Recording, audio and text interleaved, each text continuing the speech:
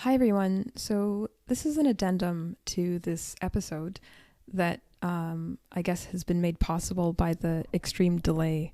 So, I recorded this episode about 2 months ago with my friend Kevin Lunianga and held on to it for quite some time because I was a bit concerned about the impact that this episode could have on one of my work colleagues. But at this point in time, I think that it just needs to be released. And so this is part of a feature that I'd like to do monthly called Black Voices. And Black Voices isn't set out with the intention of speaking specifically about issues in the Black community or experiences of Blackness, but rather to normalize hearing from Black people, actually.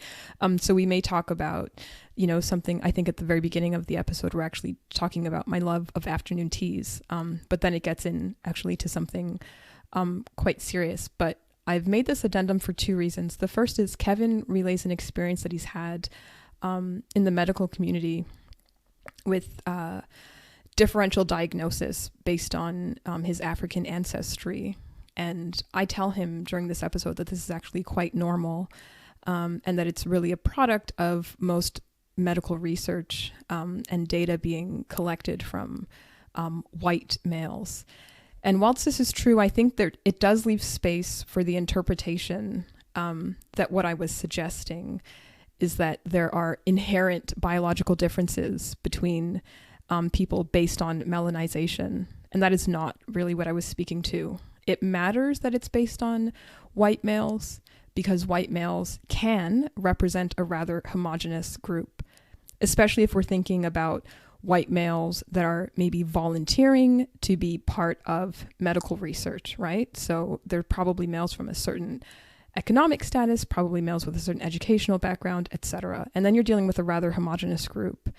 And so the issue with the idea that medical data are based on homogenous groups is, of course, the fact that we have extreme diversity across populations. And so I just wanted to make sure that that was clear. I do go on to speak about some medical experiences that I have had, but those are actually genetically linked because I have a heritable disease that you do only really tend to find in people that have descended from populations that have been decimated by malaria. And I speak about this in the episode, and I'll probably do another podcast episode about this. And so in that respect, yes, you do tend to get it in a lot of individuals of African descent, but that's an environmental factor, not inherently something related to biology. So I just wanted to clarify that.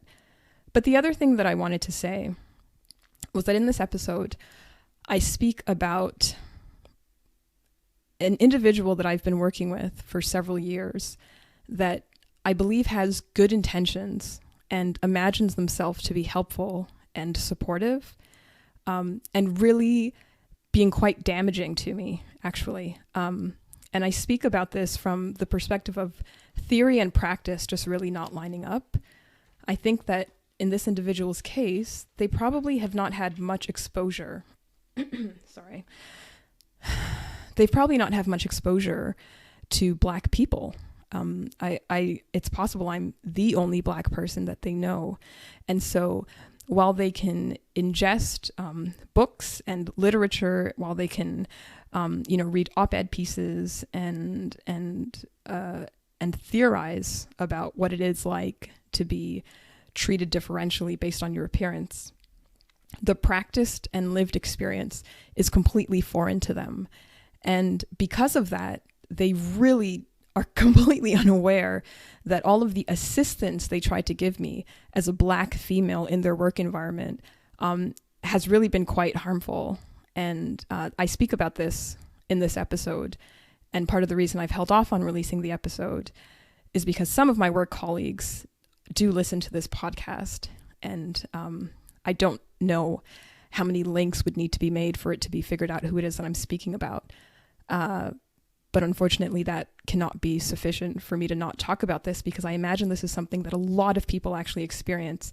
And I think that hearing this story may be really helpful for those of you that imagine that you are supporting your colleagues that are discriminated against, whether it be Black colleagues, women colleagues, whoever it is that you think you're helping, you probably want to spend more time talking to them rather than assisting them.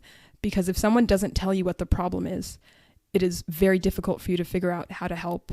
And as you'll hear in the story that I tell, it's probably quite easy for you to actually do harm. So hopefully you'll enjoy this episode, and I look forward to some more Black voices and some more chatting with Kevin, because I think this is actually a fantastic discussion, and I'd love to hear what you guys think about it. Great. A little bit like aggro, acting like if I'm a bit privileged. So we'll just pause for a second. Afternoon tea is a fantastic experience. I did it for the first time when we were living in Oxford. You sit down for 1.5 to 2 hours. I mean, it really depends. Maybe 2.5 hours. Some places have sittings that last 2.5 hours. And you're basically served an assortment of sandwiches, pastries / baked things, so scones basically, and then what's called cakes, right? And so I don't know if you know that over here when they say cakes, it's just like puddings, which also just means desserts, basically. So like an assortment of desserts. So I'm not usually very keen on that third tier because they serve it on that thing. I don't actually know what it's called, but if you've ever seen this like 3-tier serving thing that's circular, yes. So they serve it on that. And so the bottom layer is the sandwiches, the second layer is the scones, and then the top is the pastries, or the treats, the sweets. They tend to be at hotels. Some restaurants offer them. If you go to a really nice one, there'll be a pianist probably. I mean, they're nice. I quite like, and of course, the main thing is the tea, right? Like, so you're just getting tea for this entire period of time. But a lot of people have now turned it into like afternoon tea with Prosecco, and champagne's very popular. I'm not interested at all. So I just go to like the traditional proper afternoon tea. Okay. I have I guess a bit of an anecdote. Since we last spoke, there's been an interesting development in my department where I was asked to speak to a group in my department that deals with foreign policy. They asked me to speak on anti-racism to essentially this branch, and they kind of just said, all right, we need someone to talk about anti-racism. Please go ahead and you can say whatever you want, just formulate it in whatever way you'd like. So I thought to myself, okay, how am I going to engage these diplomats, these folks who generally stray away from topics of race, racism, anti-Blackness, etc.? How am I going to engage with them in a way that makes them want to have these conversations? So I said, I'll do an ask me anything type of event. And I'll give them time in advance. I'll give them 1 week to submit questions that they've always wanted to ask a Black colleague or a Black individual, but they haven't had the chance to. Yeah. So, and I figured this would be a good way to circumvent the fact that a lot of folks will just not say anything or ask a question, especially if they can sort of be identified. So we got about 3 questions in the 1 week period that we had kept it open for. Okay. And there's one question I want to focus on that I think ties nicely into the discussion that we're having. I was asked by someone, and I quote, they said, some people might see diversity quotas as a form of reverse racism. Mm-hmm. How do you respond to them? Mm-hmm. And so thankfully I had a few days to prepare. So I sat down and really thought through how I'm going to answer this question in a way that will make someone who has no knowledge or experience in anti-racism understand sort of concepts of employment equity, concepts of hiring minority folks and trying to focus on the success of minority people. Yeah. So my answer was as follows. I said, okay, first and foremost, I would ask the person who asked me that question 2 questions myself that I would need them to answer before I can even engage. Question number 1, I would ask them how they define racism. and subsequently what reverse racism, this term, what it means to them. Yeah. That's my first question I would ask them. Secondly, I would ask them why they think employment equity exists or what the purpose of employment equity is. Yeah. Because in these talks around race and racism, people often have different definitions. And I think that is usually where the kind of discomfort is created, is people aren't talking about the same types of discrimination or racism. Yeah. They're just not working together. So I said, that's number one. I would listen to their definitions, see what they have to say. And then I would also ask them how they conceptualize this concept of employment equity and why they think it exists and why it's sort of kind of a piece that's being pushed around or encouraged. So those are my two pieces. And then once it's my turn, I would define how I see racism and how there's a quintessential piece around power and a piece around racial prejudice. And these two need to work in conjunction for my definition of racism to exist. And I said, when someone says that, reverse racism is, you can compare being white and not having access to as many jobs as a form of reverse racism, I say, well, that doesn't really make sense under my definition of racism. And I think instead of reverse racism, perhaps what you're trying to describe is a shift in focus. And no one's saying that, these majoritarily white people are not good, or there's a problem, or there's a racial stereotype that's preventing them from getting the job. Yeah. No, in fact, everyone is saying we have plenty of qualified folks who might happen to be white, but we need to look at diversification and looking at how we can make representation a priority. And that's why employment equity, that's why it exists. And I said, what's most important is not to talk about reverse racism, but to think about, okay, how do we actually retain talented Black people? Kind of to what you were saying here at Harvard. Like, you can't just pick people from the street, throw them into Harvard, or similarly, you can't pick people from the street, throw them into, the Department of Foreign Affairs and expect them to succeed. What tools or what markers do we have for retention? And that should be the question we focus on when we think about employment equity, not this sort of piece or this discussion about reverse racism. So I think this Hogwarts-based idea is a great way to deal with this question of retention. It gives you the tools in advance. Exactly. And I think that's really a big piece. So I cannot wait to be part of this project, Crystal. So let me just tell you, so I have one kind of comment, and I'd be interested to hear your opinion because I'm concerned that we may disagree. Okay. But the first thing that I just wanted to say along those lines, I have a friend, and she works in recruitment, but she does executive recruitment, which means that everyone that she's recruiting is like a CFO, CEO level, and she told me that, the past couple of months, 2-3 months or something like that, all of her clients are requesting diversity. Did I tell you this already? No, you haven't told me this. They want diversity. And she said it took her a while, because she's sending them candidates and they're going, no. And she said, it took me a while to realize that what they meant was Black. Right? Like they were saying diversity, they meant Black. We want Black people. And she said, right now we are having to arrange some sit downs with these clients to gently explain to them that what they are looking for does not exist. And because the problem is, these people are saying, we want a CFO, we want them to be Black. And she's saying, look around at your juniors. If none of them are Black, there are no CFOs that are Black, right? And she is saying, there isn't a planet elsewhere, there isn't an island where we have all of the Black leaders existing in one company ready to be hired up by your company. If you're not bringing them in and training them, if none of your interns are minorities, if none of your juniors are minorities, and if you're not training them and bringing them up, they don't exist. And I think it's a very kind of similar idea, right? Like, well, where are we going to get these people from? The beginning, right? Like from the beginning, that's where you're going to get them from. So yes, I think this is an idea that people really are missing, right? And I think it really speaks a lot to how genuine you are in your actual attempt to make some difference, because you need to be able to realize that, if there isn't a single Black person in your company, right? Were you doing that intentionally? Because if you were not doing that intentionally, then you can imagine that all other companies similar to yours have a similar demographic, right? So where's this Black CFO coming from? Where?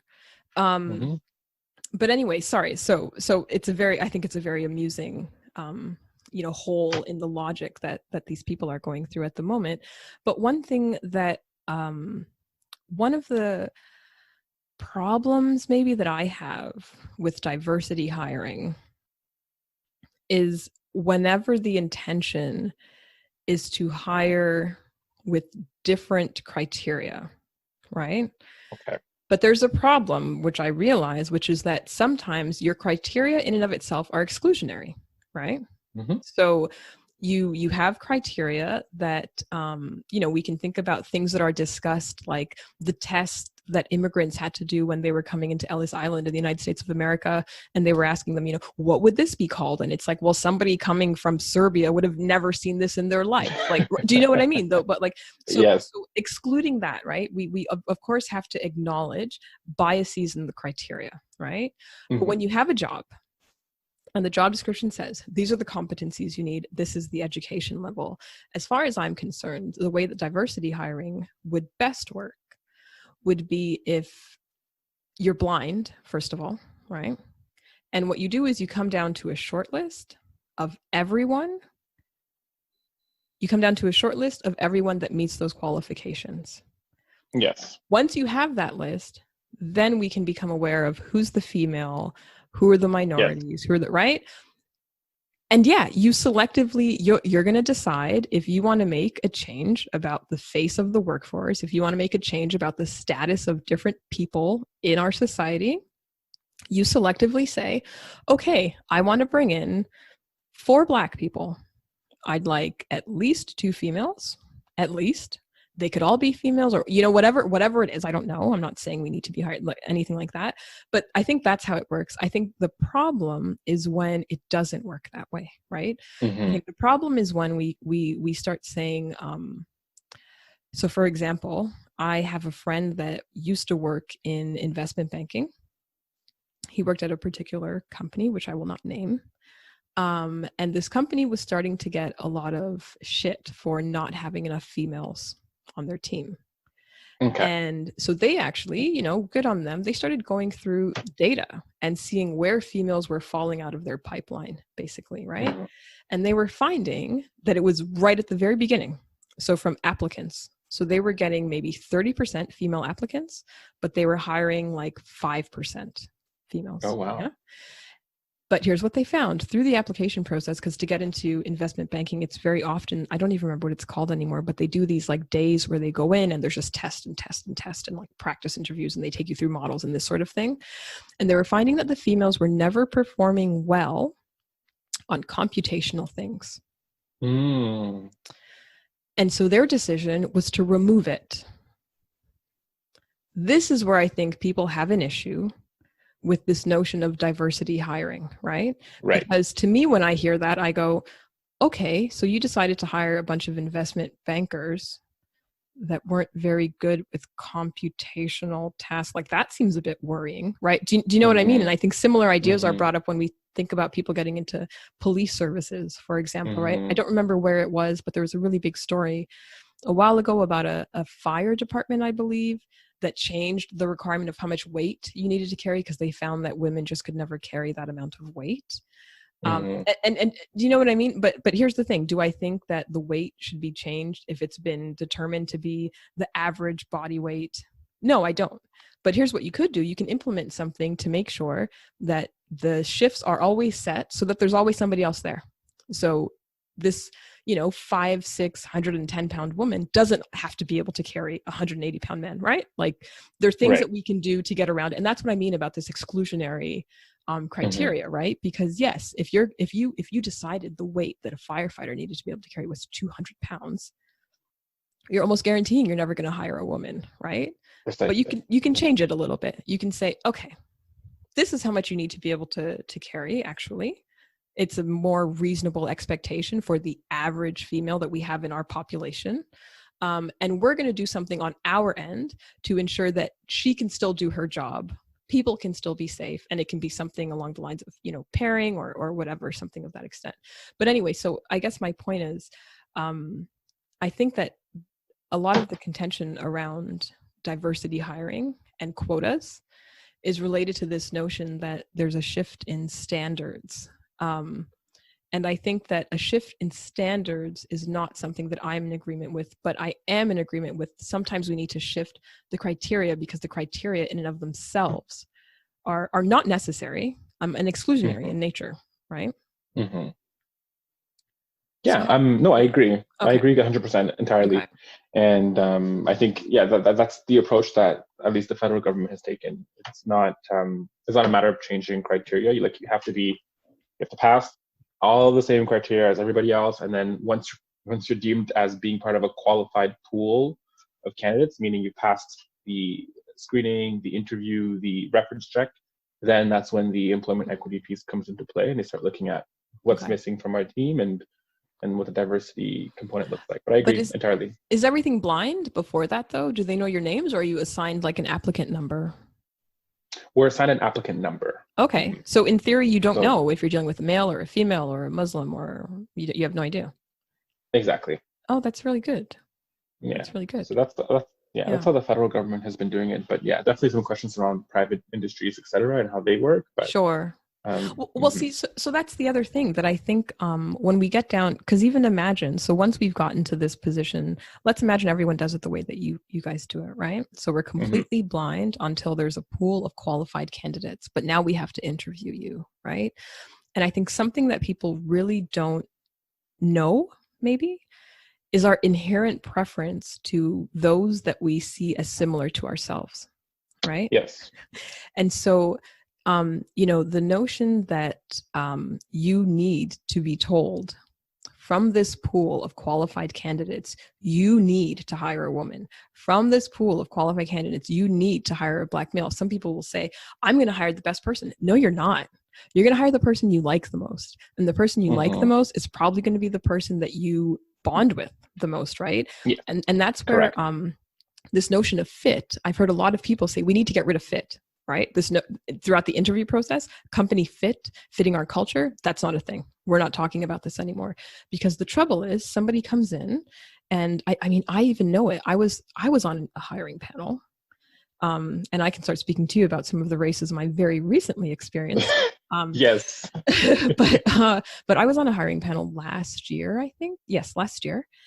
And I can tell you that reading through the application of the 4 or 5 candidates that we were interviewing, one of them was a competitive weightlifter, and I immediately liked her.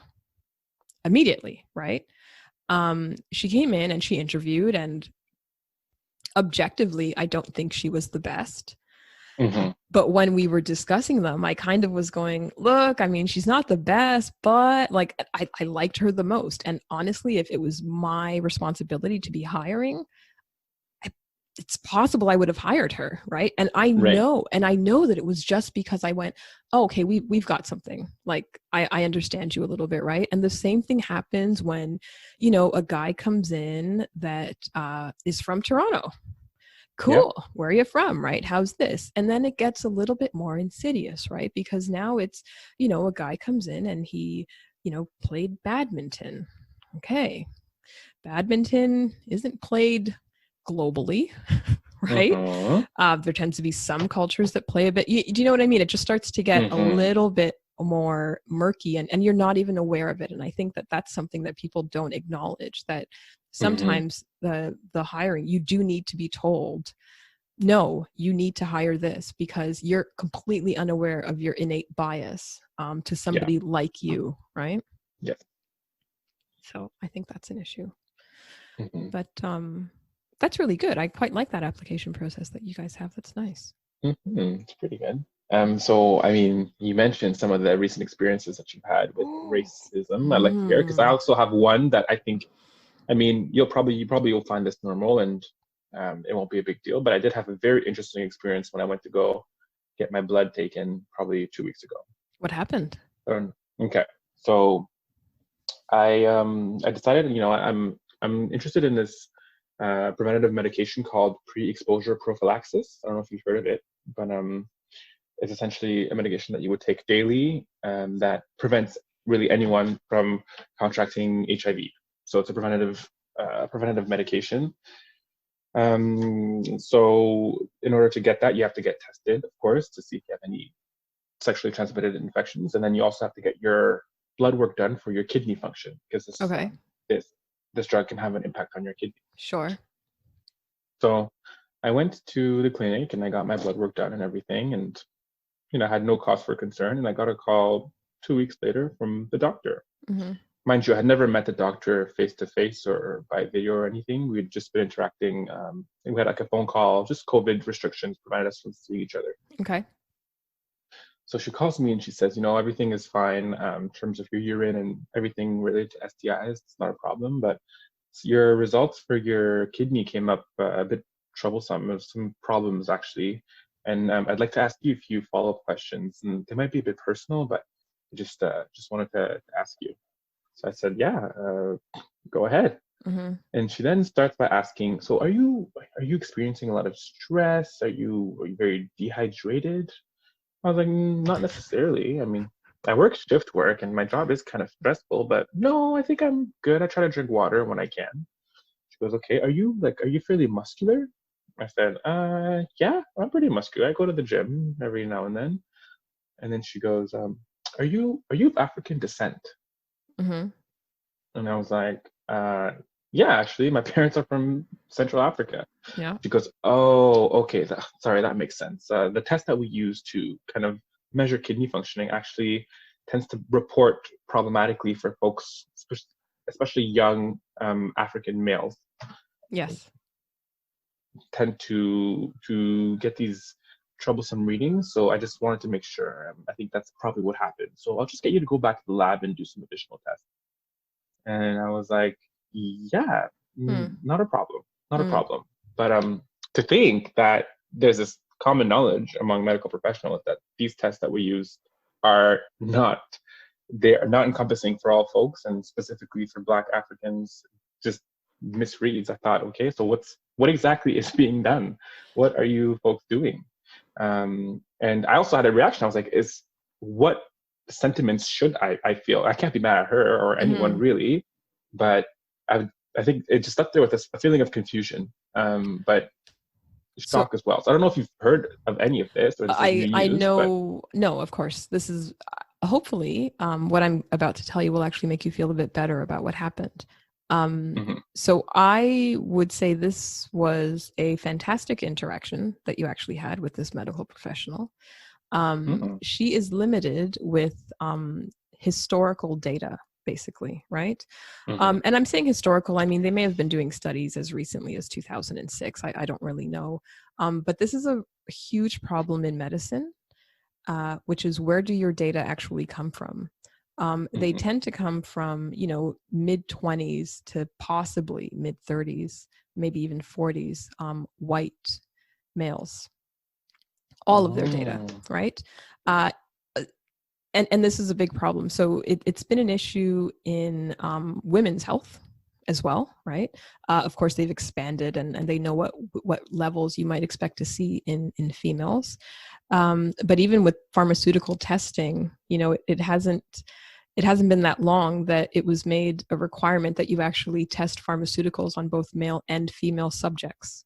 So you could do all of your testing on a male and then send it out into the market. But of course, in the market, you don't see any pharmaceuticals that say for male use only, right? So males have been the standard in science for a very long time, period. So males, like I'm talking, studies from insects to rodents to humans. But then specifically when we speak about humans, we're dealing with white males a lot of the time. Now, should everything be redone and them adjust and realize that these standards are not standard at all? Maybe, right? Maybe they should. But it sounds like they've really not. And I don't know if I told you about this, but I had a period of time where, because I used to be anemic, I'm not sure if I am anymore, but I have sickle cell trait anyway. So I can tend to anemia. And because of that, when we first discovered it, I started getting my blood checked, I think every 6 months or something, just to make sure I was maintaining, because I never wanted to take supplements for anything. And so just to make sure I was maintaining it on my own. And when I started my master's degree, I, went and I did my blood test, and they said, oh, these readings are very worrying. And it was numerous things, right? Your white blood cell count, we don't really like. Your hematocrit level, we don't really like. And I thought, oh, this is, terrifying. And I did test all the way up until the point that they sent me to a hematologist, right? So someone that specializes in blood. There we go. And this man, to me, was just the pinnacle of awesomeness. So I went into his office. He had all of my reports in front of him. And he said, "Ooh, seems like there's some problems with your numbers." And I said, "Yeah," right? And he looked at me and he said, "How do you feel?" And I said, "Fine."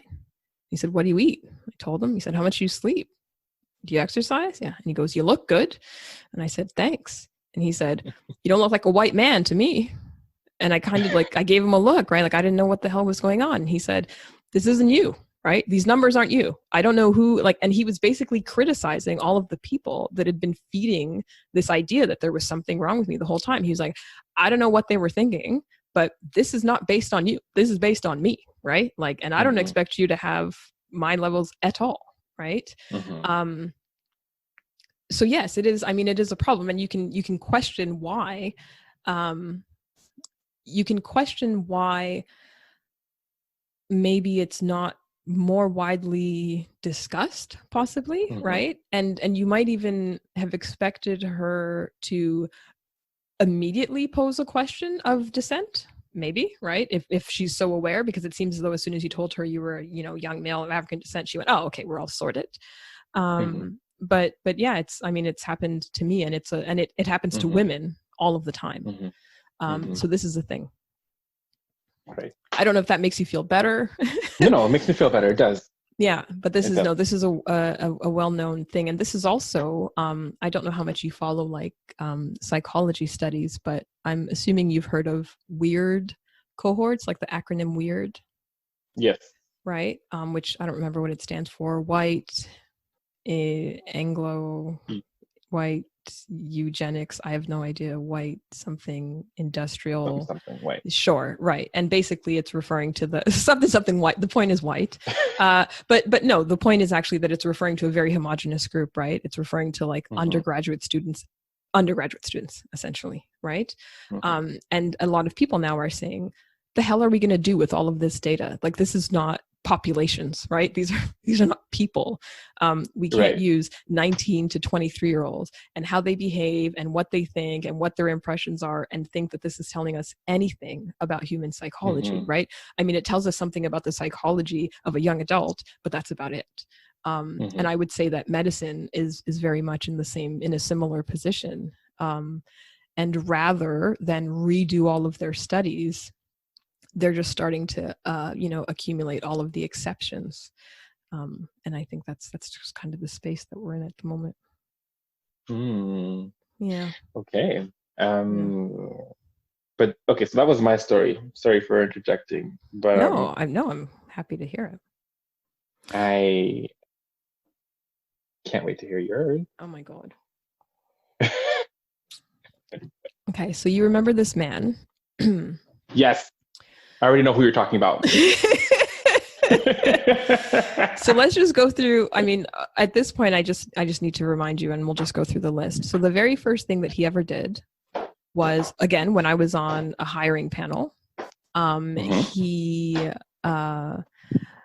I was on a hiring panel. I mean, of sorts. I wasn't on. It's not true that I was on a hiring panel. We were hiring someone into my research group, that I'm a part of, and so all of us were meeting them at various points in this sort of thing.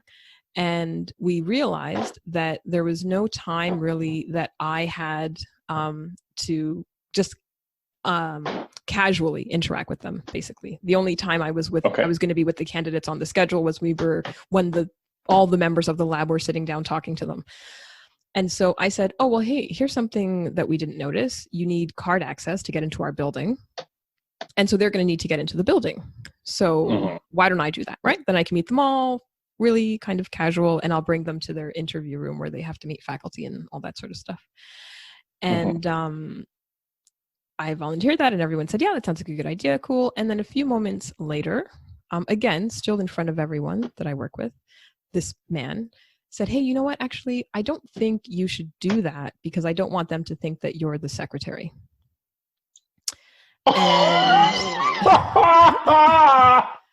And I thought, why would they think I was the secretary? And he said, just some people are. And here's the thing that stands out in my mind the most about this is that the other members, of course, of our group were present. And one of them was this woman, this German woman, right, who grew up in a fairly homogenous environment, certainly not around Black people. Do you know what I mean? But even she was like, this is off, right? Like it didn't occur to her that anything that was transpiring was okay. And she just kind of became really uncomfortable and looked at him and was just like, why would they think that she was what are you even saying? And he said, well, people are just, I don't want you to be subject to that sort of racism. And I just thought, first of all, the paternalism of you needing to protect me from something that I've experienced my entire life, right? First of all.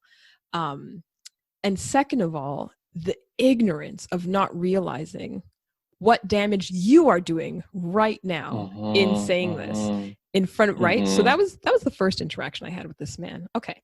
I mean, a few other things have come along the way, but let's just deal with the real things, right? So then the last one was what I told you about, which was when all of the protest and rioting was happening in the United States. He very pointedly asked me how I was doing and how I was feeling about all of it. And I should just say that, we're not friends. So the notion that I would want to engage in something that presumably you thought was quite personal and having quite an effect on me is a bit questionable to begin with. But nonetheless, I said something, and I think, as I told you, he misquoted me. So I don't remember what I said to him, but I remember he misquoted me because after speaking with me, he very quickly went on to Twitter. He said, which was brought to my attention, by the way, right? Because I'm not looking at his Twitter feed, so I didn't know.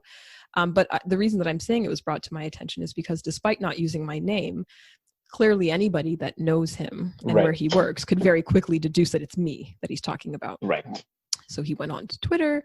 He said I was speaking with my Black whatever colleague, and we were talking about this thing. And, what she brought up, and we were saying, and I just kind of, the first part was, okay, that's not what I said. And the second part was, how dare you, right? Like how dare you use me for your access, right? You wanted to say something, you were uncomfortable saying something. And so you went and went, hang on. I know a Black person and I spoke to them and this is what they said. And so now, first of all, don't I have some cred? Because I know a Black person, I had access, I could get the inside track. But second of all, my opinion has been vetted and I'm allowed and I'm permitted. And so here's what I think. So that happened with him. And then very, very recently, okay? As recently as 2 days, Kevin, it feels like it was yesterday because it was yesterday. Yeah. Okay. So yesterday, I've been supervising a graduate student over this summer. It's been a bit difficult, obviously, because, they're not in the lab and it's not that easy. And at this moment, she's writing her thesis. Yeah. And so I've had a little bit, my voice is changing now as I'm about to tell you what he said because I was so angry. So I'm just going to take a few breaths. So a little bit of an issue with her because I feel like I've given her instructions that she's not followed on a few occasions. And the reason that bothers me, it doesn't bother me out of some sense of, you need to listen to me, like I'm the authority. It bothers me because I feel like I'm trying to facilitate your success. I don't understand your resistance, right? That's the part that I feel, because it's not that she is doing something other than what I'm telling her. It's that she's simply not doing what I've told her. And so I received, the first draft of her thesis, and I just kind of thought, okay, here we go. It'll take a bit of time, right? Because she hadn't done a few things that I told her to do. So in any event, I was speaking to him, and I just said, what is it that happens with students, And I said, I feel like there's a 50-50 split where some of them, write down everything that you say, and others just to the dying end, like until the day they submit, they're just not listening to you, right? And all you're trying to do is help. And I said, what is it? And he said like, oh yeah, some of them, you have to start learning that some students don't listen, but they're actually really, really good. And so you have to kind of encourage them. And he said, and others just don't listen. And he said, but he said, you're also a Black female. Oh my God. And so maybe, they're less inclined to listen to you. Are you freaking serious? Okay, that's strike 3. I'm sorry. Like, no, I'm very sorry. Strike 3. No, just no. Yeah. What? Yeah. How did you even what happened? Walk me through everything that happened. I ended the conversation. I went, yeah, okay, I guess I'll talk to you later. And I ended the conversation because I couldn't. I absolutely couldn't. Like, yeah. So, and the thing that's really painful, like, if I'm honest with you, if he were trying to be offensive, if he were malicious, if he had what I would describe as like ill will or ill intent, I think I'd be less upset, because it would just be like, you're a dick, right? The thing that's really agitating about this is that he imagines that he is a great ally. He imagines that he is a support. He imagines, like, that's the part that's just like, you are a tremendous problem. And I would say you are even a bigger problem than an outright racist, right? Because an outright racist, I move on. An outright racist, there's no question, there's no discussion, there's no exchange, there's no chance. You are constantly chipping away at me, right? Under this guise of support, under this guise of and it's not, and you're completely ignorant, and you're completely oblivious, probably because I'm the only Black person you actually know. You have no genuine concept of how, like, you can't even see the backside of your behavior, right? So that happened yesterday. Unreal. I'm shook. So, I mean, I think this presents an interesting discussion about follow-ups, right? Because as you pointed out, you're probably the only Black person in his life, and also the only person that could realistically put him in check and remind him of the ways in which he's perpetuating harm, actually, by trying to be what he views as a solid ally. And also kind of calling out the performativity to all of it, like the whole posting on social media after having a conversation and sort of twisting words and really being self-serving. I do have to think about what I'm going to say. It's possible that I'll actually just send him this podcast and say, let's have a chat after. I think that's actually a pretty good strategy too. Yeah. Yeah. Wow. Yeah.